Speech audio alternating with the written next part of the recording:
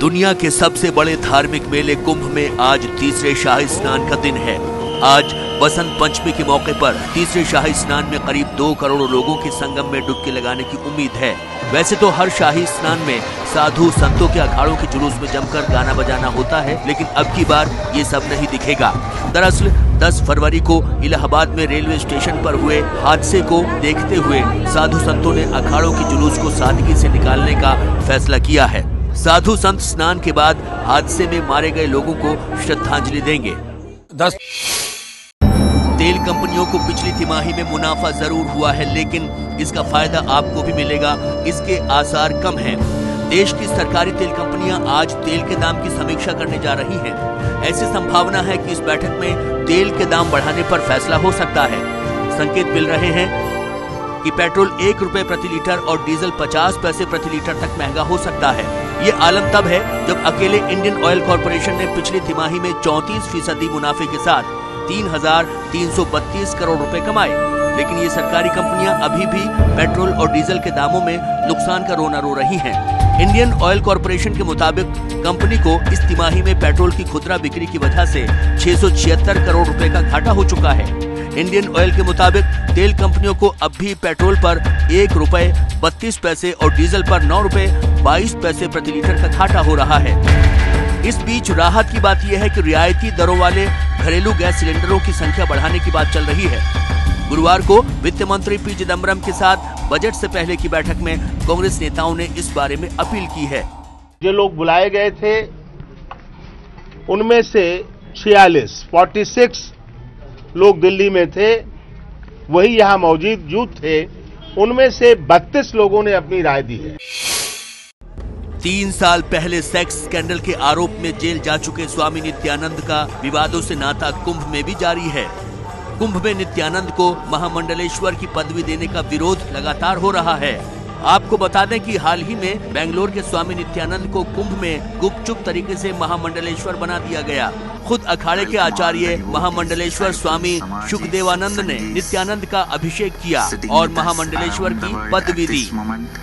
इस फैसले के बाद निरंजनी अखाड़े समेत कई अखाड़ों के साधु संतों और कई धर्मगुरुओं ने ऐतराज जताते हुए इसे महामंडलेश्वर पद के खिलाफ तक बता दिया।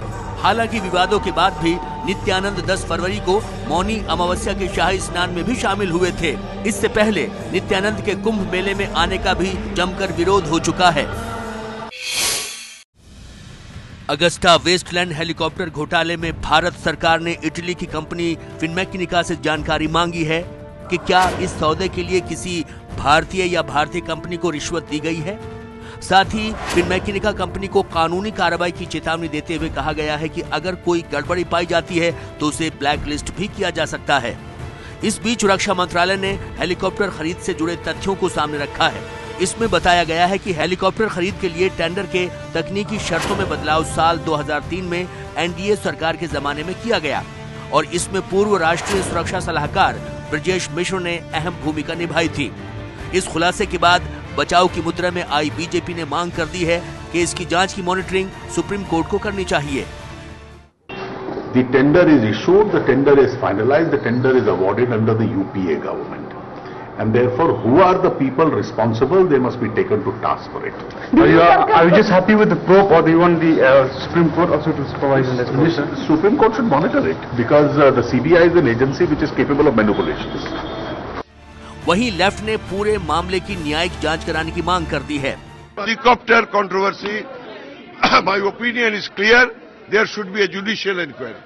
हालांकि समाजवादी पार्टी का मानना है कि इस सौदे को लेकर राजनीति हो रही है। हर मामले में राजनीति को छेड़ना और सही निष्कर्ष पर लोगों को न जाने देना, ये भी एक बड़ी कमी है। इस पर केस को कैसे दूर किया जा सकता है, ये आप लोग बेहतर समझ सकते हैं। तमाम बयानबाजियों के बीच सरकार को अब फिनमेकनिका कंपनी के जवाब का इंतजार है, जिसके बाद ये पता चल जाएगा कि आखिर इस सौदे में 350 करोड़ की दलाली किसे दी गई। पाकिस्तान ने नियंत्रण रेखा पर एक बार फिर किया है सीज फायर का उल्लंघन।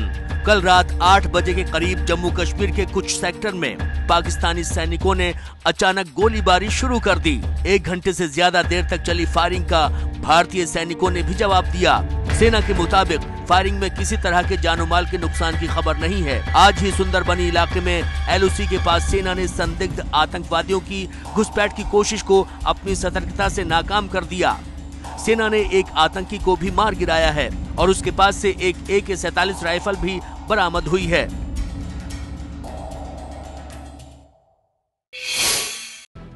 हरियाणा के 4 बार मुख्यमंत्री रह चुके ओम प्रकाश चौटाला अभी तिहाड़ जेल में ही रहेंगे या बाहर निकलेंगे, इस बात का फैसला आज हो सकता है। ओम प्रकाश चौटाला की याचिका पर आज दिल्ली हाई कोर्ट सुनवाई करेगा। चौटाला ने निचली अदालत से मिली सजा को दिल्ली हाई कोर्ट में चुनौती दी है। साल 2000 में हरियाणा में 3206 जूनियर टीचरों की भर्ती में भ्रष्टाचार के मामले में रोहिणी की जिला अदालत ने ओम प्रकाश चौटाला को दोषी करार दिया था और 10 साल कैद की सजा सुनाई थी। 78 साल के ओम प्रकाश चौटाला ने खराब सेहत और कई बीमारियों से पीड़ित होने के आधार पर अंतरिम जमानत की मांग की है। चौटाला ने याचिका में मांग की है कि उनकी सजा को खराब सेहत के आधार पर स्थगित रखा जाए, क्योंकि वो 70% विकलांग हैं और उन्हें लगातार डॉक्टरों की निगरानी में रहने की जरूरत है। पिछले महीने की 16 तारीख को अदालत ने चौटाला और उनके विधायक पुत्र समेत कुल 55 लोगों को सजा सुनाई थी।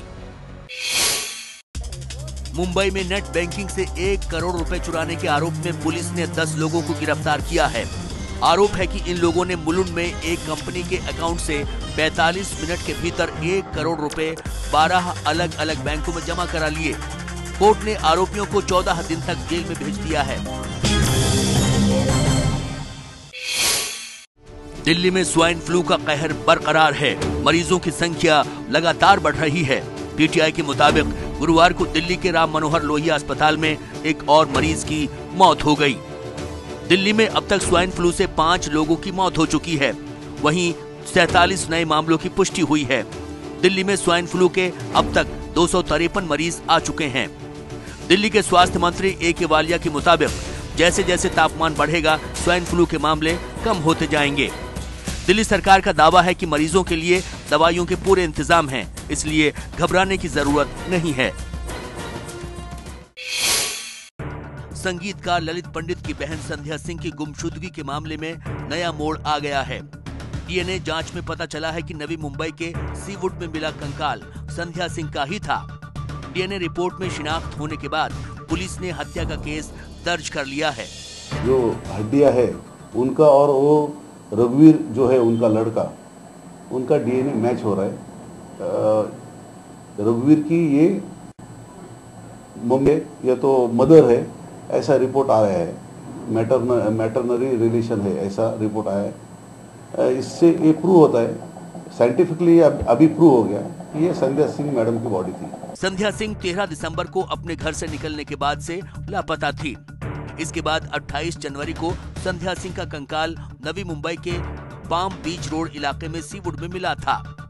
कंकाल को नवी मुंबई पुलिस ने जांच के लिए फॉरेंसिक लैब में भेजा था। फॉरेंसिक जांच में संध्या सिंह के बेटे रघुवीर के साथ DNA मैच होने की बात सामने आई है। संध्या सिंह के कंकाल के सर की हड्डी और बेटे रघुवीर का ब्लड सैंपल मैच हुआ है। कांग्रेस उपाध्यक्ष राहुल गांधी ने आज सभी राज्यों के प्रदेश अध्यक्षों व विधानसभा में कांग्रेस के नेताओं की बैठक बुलाई है। 2 दिनों तक चलने वाली इस बैठक को लेकर कोई एजेंडा तो तय नहीं है, लेकिन पार्टी सूत्रों के मुताबिक बैठक का मकसद पार्टी के इन नेताओं की समस्याओं को सुनना होगा। इससे पहले राहुल AICC के पदाधिकारियों के साथ 3 दौर की बैठक कर चुके हैं। इस दौरान उन्हें पदाधिकारियों ने कई तरह की समस्याओं से रूबरू कराया था। आने वाले विधानसभा और आम चुनावों के लिए इसे राहुल गांधी की कसरत के रूप में देखा जा रहा है, लेकिन सवाल उठता है कि क्या राहुल पार्टी में नई जान फूंक पाएंगे?